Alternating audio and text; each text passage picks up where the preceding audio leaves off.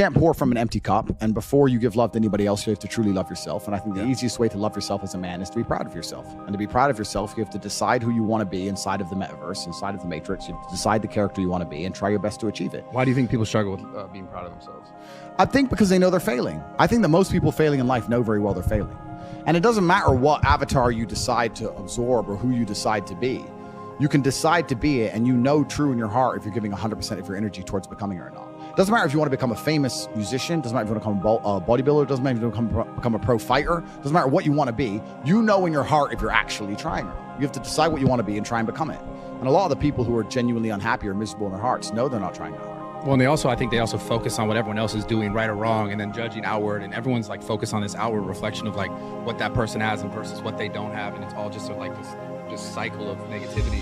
Completely. And it's just, we found ourselves, especially with social media nowadays, we found ourselves like most people, because maybe they're not mentally strong enough to understand like, oh, wait, I need to create my own value instead of looking outwards. How do you think we fix it? Successful is all about self-definition, which is what I was saying at the beginning. You have to decide who you want to be. And if you wanted to be Joe Schmo and you pull it off, then you'll be a pretty happy, content person. Decide who you want to be. I think the people who are miserable, it's the gap between their expectations and their reality. That's where the misery lies. Yeah. My expectations were always enormously high.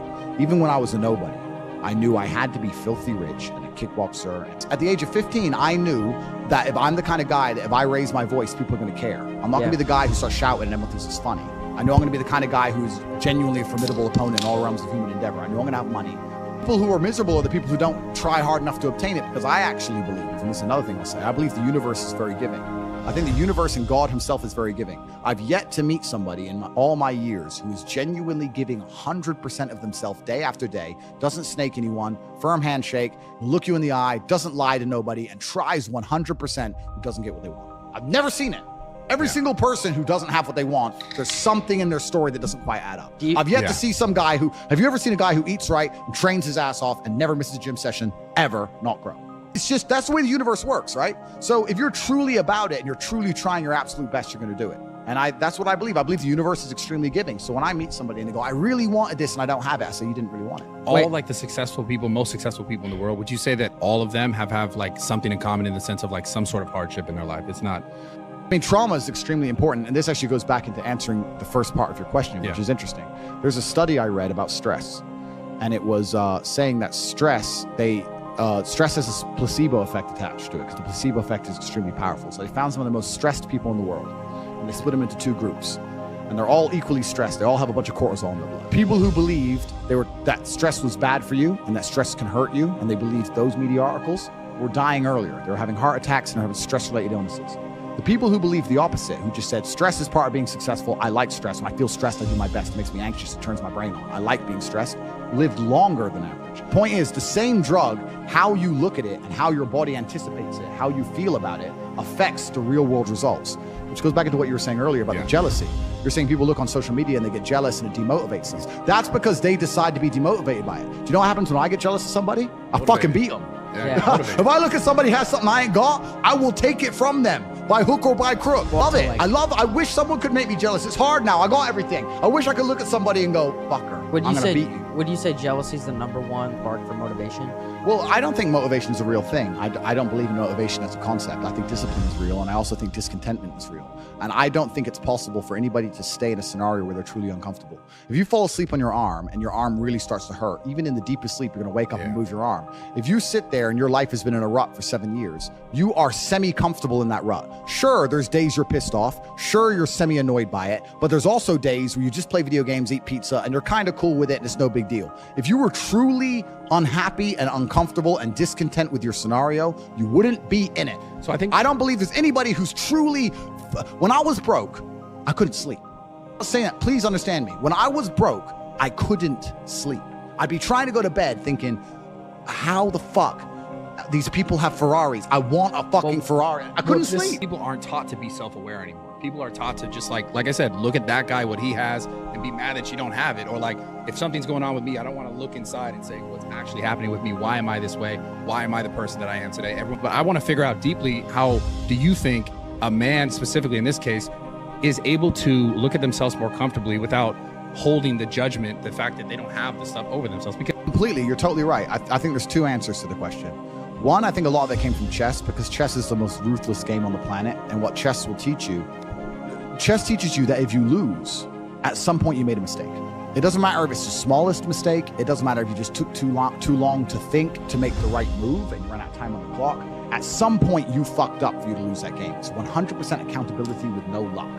That's what's so important about learning chess. That's the first thing. And the second thing is, you need to, as a man, adopt the mindset that absolutely everything that happens to you is completely and utterly your fault, whether it's good or bad. Most men don't have that. When the Matrix was attacking me and they were destroying me, when they're calling up my exes trying to get fake fucking charges on me and put me in jail, when they close my bank accounts and I use $10, $11 million, when they ban me across all social medias and lie about me, when they harass my family, I'm sitting there going, this is my fault. All of this is me. I got here. It's my fault. I'm not going, that was unfair. It was orchestrated. The NGOs worked against me. Because that is not helpful. So it's accountability. It's 100% accountability in all things. But also when I go out there and I start the Bugatti, it's like, that's me. This is my fault.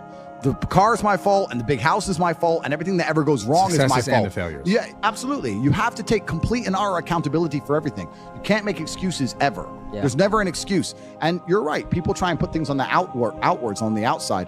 It's interesting. I remember watching Forrest Gump about 5 years ago. I was on a plane. I can't remember where I was flying. And the beginning of Forrest Gump has a scene in it when he's sitting on the bench at the beginning. Think about Forrest Gump. He's sitting on the bench at the beginning, and there's a feather lands on him, and the movie begins. Yeah. What they're saying with that is Forrest is the feather, and life has just pushed him all over and put him in all these unusual scenarios. Life has directed him everywhere. Yeah. That's what it's saying. Sure. And if you're going to be the guy and you're going to allow life to happen to you, and you're not going to happen to life, then you're at mercy of the wind. Perhaps it might work out okay, but it might not, right? So you have to be the guy who goes, okay, the wind's blowing in this direction. Fuck them. I'm doing this. You have to come to life. You can't let life come to you, because if you let life come to you, then you're going to be living inside of a matrix and a system which is designed not for you to live your best life. It's designed for you to comply. How do you think men can build more confidence in like deciding their life instead of just letting it be decided for them? Yeah, so they have to take absolute responsibility, which is the first thing. The second thing, they have to get competence, and competence is going to allow you to have confidence. You're not going to be good at shit if you're bad at shit. You have to be good at things. You're only going to be confident at things if you're good at things. I know what I'm good at and what I'm bad at. So you have to go out there and take risks, and you have to make mistakes, and you have to risk it all. And once again, this comes down to competition. I think competition is such an important thing in the masculine world. I grew up in the chess world, and I went in the fighting world. It was all extremely competitive. It's competition driven. You can't make excuses. If I sit here and say I lost a fight, cool, you lost a fight. But I lost a fight, but my gloves, when they were wrapped up, my hand was hurting, and then they excuses. Like, you have to understand that excuses don't matter. Nobody cares. Life's binary. Winners or losers, and you just have to take absolute responsibility for it. People are so caught up when things happen. This is why this happened to me, because of this, because of my childhood, because of my past trauma, because of my life, whatever. Yeah. But people are so not taught to like look inwards and go towards those things. Well, We're I not think taught you think that. playing victim is It's an easy way out. Yeah. It's a laziness. It's an easy way out. It's a good excuse. And it also makes you feel better about yourself. Me and my brother have another thing we do. We do this all the time. If either of us are ever complaining about anything, we shut each other up and say, do you want therapy? Because if you don't want therapy, what are you talking about? The main reason people complain about things is to get a dopamine rush, right? I'm unhappy, but if I sit there and I complain about it and you give me a little bit of sympathy, I feel better. Dopamine. That's why they're complaining for dopamine. If someone comes to me and complains about something, the best thing I can do for them, because I'm a philanthropic, nice man, because I'm Mr. Nice, is tell them to get fucked. I don't care. Shut up. A lot of this comes down to your social circle, because there's a whole bunch of guys out there whose friends accept excuses. If your friends will allow you to make excuses, you're going to make excuses. If your family let you make excuses, you're going to make excuses. You're going to complain and feel better. You got to be around killers who don't accept that shit.